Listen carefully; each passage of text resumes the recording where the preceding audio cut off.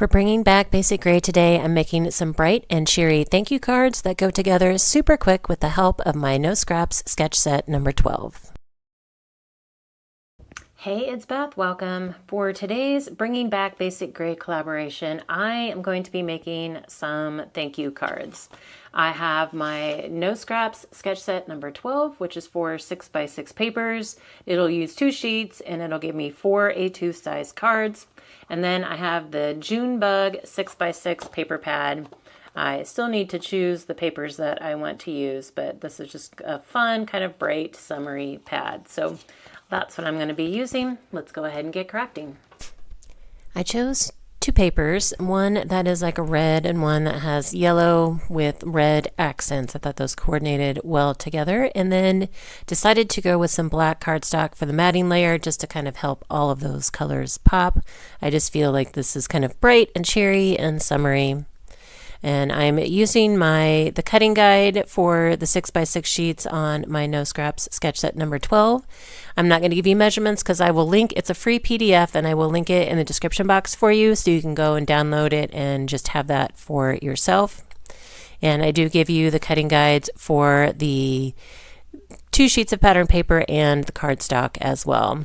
If you are new to my No Scrap sketch sets, I have about 21 of them now, I think, or 20-ish, and they are guides and sketches that help you work through your pattern paper stash quickly and efficiently, and they take the stress out of crafting.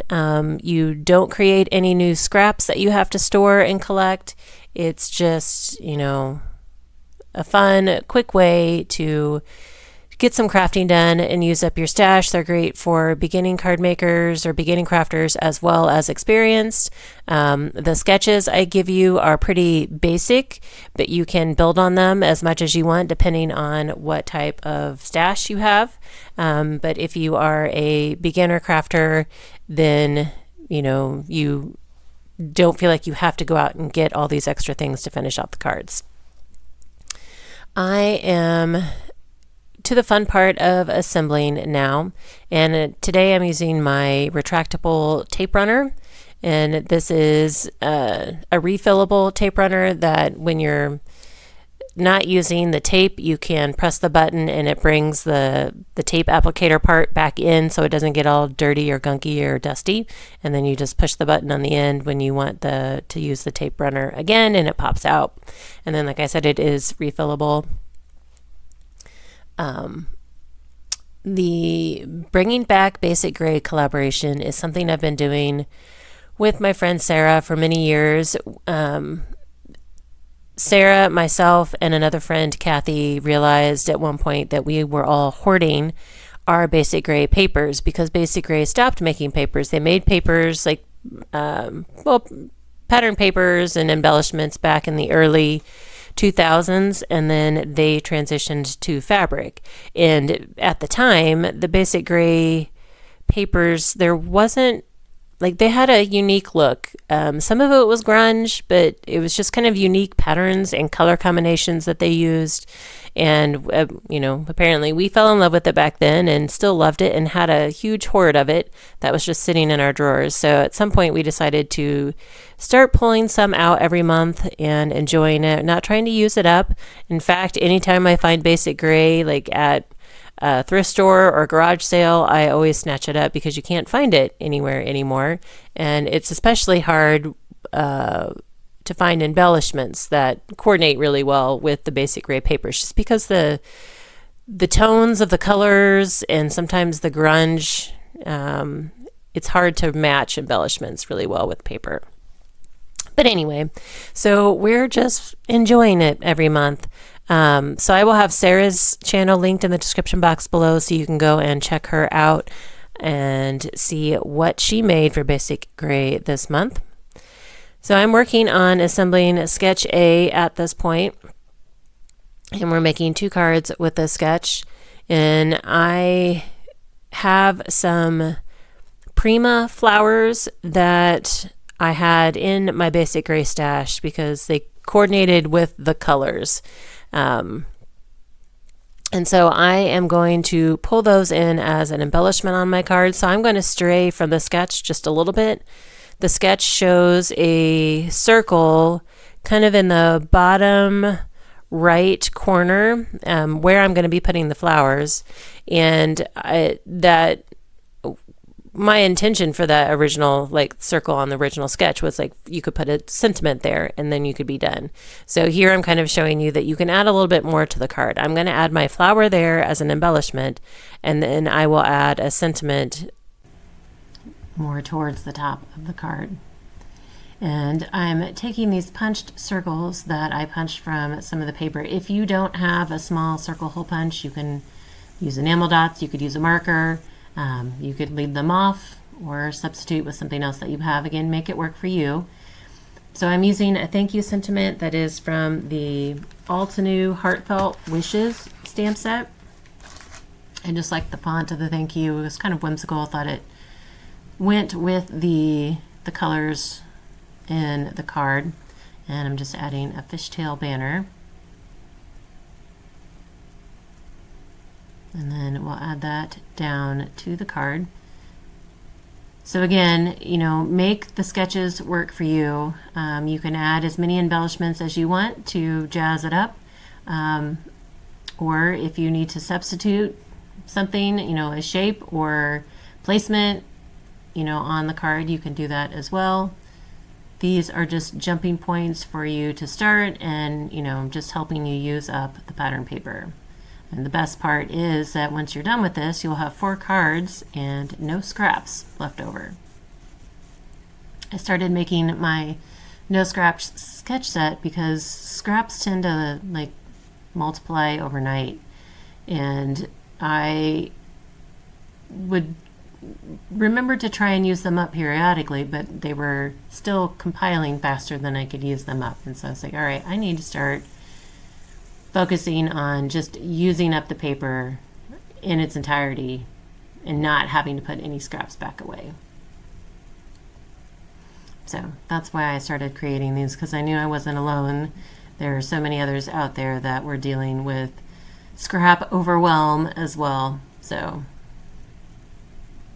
and these sketches, like I said, are a great way to help you use up your stash. Sometimes we get overwhelmed by the amount of paper we have in our stash as well, because I am a paper hoarder. Not just basic gray. I love pretty paper and I collect all the pretty paper. So sometimes it's just time to use all the pretty paper. So get my flower down there, and I was glad I could use these black ones. Black flowers can be hard to use sometimes. Just they don't necessarily go with a lot of floral patterns that you would normally think to use, and so by pulling in the black cardstock, I think it allowed me to use the black flowers and get those used up. So there was a little bit of silver detail on the center of these black flowers, and I thought I had some silver stickles, but I didn't. So I'm just going with this clear glitter stickles, and I'm adding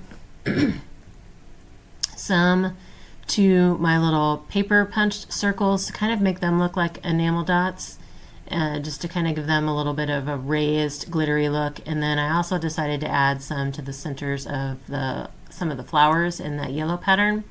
So then on this card, I'm doing the 3 circle punches, and then I'm just going to add some dots, I think like 3 different dots of the glue here and there.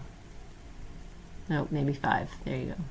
So, and you probably won't be able to see that anyway in the finished cards, but it does add a little bit of extra something in person. So now we are moving on to sketch B. This one does not call for a card mat. It did not have a mat within the cutting guide of that 8.5 by 11 sheet that I cut down, but I decided I wanted to add it because I did like the way the black popped.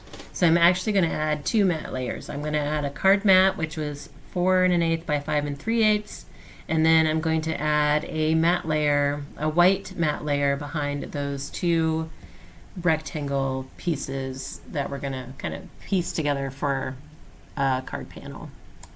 And I ended up cutting my white pieces. They were 3 1/4 by 4 1/2, and I just kind of used these two rectangle pieces to kind of give me a guide as to how wide, and how tall it needed to be. And so I feel like this one, I like how this card pops with the black and the white and the yellow and the red. It just kind of all works really well together. And again, just bright and cheery. So I will add these down to the white panel and then add them to the card.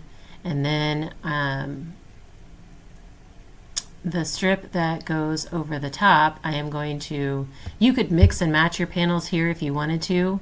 And say if you have reversible pattern paper, you could flip the strip over to the other side and have like a third pattern.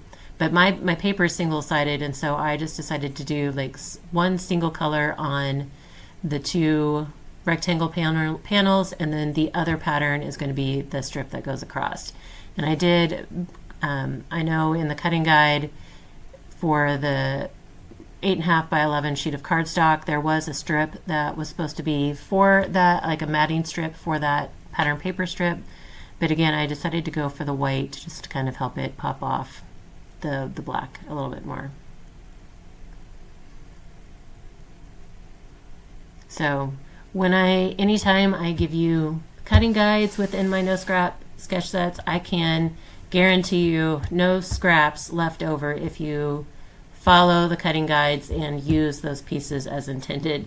But then if you stray, like I do, and pull in an extra sheet or two of cardstock, then you're going to have some scraps left over. And anytime in my card sketches, I don't always give you the matting layer cutting guides. And so anytime you pull in matting layers, you may have some scraps left over from that. But you can also, you'll see too, like I'll add some of those cardstock scraps that I have left to the insides of the cards, and so they will get used. I'm going to go with those black flowers on these cards as well, and decide to bring in some scrap white cardstock just in a scallop circle to fit behind them, again to help the black pop off of the pattern paper. And then I'm going to go with the same thank you sentiment. And then once I get these pulled down, I am going to bring in some more of the punched black cardstock circles to add as some extra embellishments on the cards as well. And as I mentioned before, I will have sketch set 12 linked in the description box below for you, and I will also link to my sketches and templates page if you want the rest of them. You can get those, download those there as well. They are all free to download. So I'm going to assemble this card the exact same way.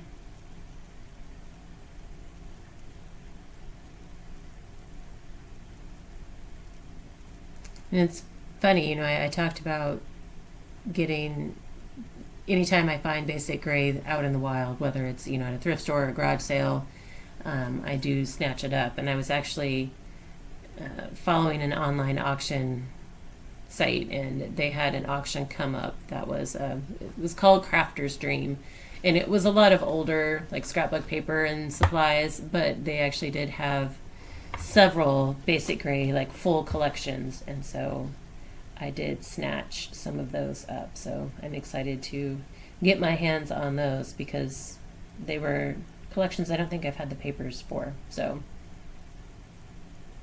I've had some collections, and then one of the stores, we don't even have any scrapbook stores around my area anymore other than, Hobby Lobby, Michael's, which keep reducing the amount of papercraft supplies they have.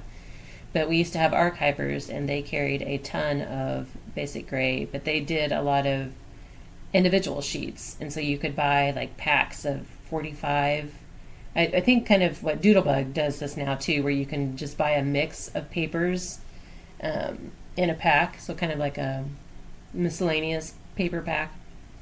And so I would do that because it would give me a bunch of different patterns to play with. So that's a question for you. Do you guys have scrapbook stores around you or near you anymore? Like outside of your normal craft stores, Hobby Lobby, Michael's? There's one about an hour away from here that I do go to, like anytime I'm in that town, I try and stop there. But that's it. It's kind of dwindling. And I'm sad. Like every time I go into Michael's, they have less and less paper crafts. Hobby Lobby's been pretty good. Like they reduced it at one point, but then it's been pretty stable. So here I'm adding some of those leftover cardstock strips that I have to the insides of the cards. Just gives the inside a little bit of something special, some color, ties the inside and the outside together, and then also helps you use up scraps. So I'm going back to one of those little scrap pieces to pull in those black cardstock circles that I talked about. Again, if you wanted to add something like this, you could totally use sequins, enamel dots, gems, whatever. But in the spirit of using up my scraps, I am going with the punched paper pieces. Add these on, and then this second set of cards will be done. And then I do take some of those cardstock strips that I had left and carefully add them to the inside of my first two cards, trying not to touch the stickles that I had put on there. I should have done this before I did the stickles, but I just kind of got in the flow and added the stickles and forgot. So we'll get these on the insides, and then here are the 4 finished cards. Hope you guys enjoy. Again, please be sure to check the description box for the links and to Sarah's channel. I thank you all so very much for your time today and hope you all have a very crafty day.